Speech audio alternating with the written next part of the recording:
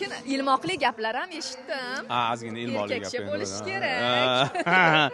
Endi ozgina shunaqa narsaga chorlamasak bo'lmayapti. Kosa tagida nimkosa qabilida ish qilyapsizlar. Yo'q, endi hozir oxirgi payt nima deydi, ba'zi bir erkaklarni choyxonaga borish qiyin bo'lib qoldi.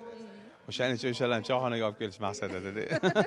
Demak, sizni do'stlaringiz ko'rib turibdi. Qani to'g'risini ayting, do'stlaringiz bilan yig'ilganda hammasi keladiganlar bormi?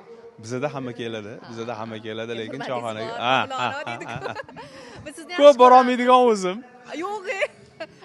Mana bu yo'lda ekanlar. Gapiramiz, o'zimiz qilmaymiz. Oldinda nima rejalar, maqsadlar? Mana yangi yil yaqin. Xudo xolasa, yangi yilga yurtdoshlarimizga ajoyib bir shou programmalarimiz bor televideniya orqali. Yangi yil ko'rsatuvlarda balkim ketsa kerak, xudo xolasa.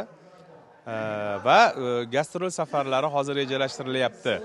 Hozir birinchi gastrol safarimiz bugungi kunda shu gaplashyapmiz, переговор deydi. Sankt Peterburg shahriga, Rossiyaga. Xudo xolasa birinchi gastrolimiz.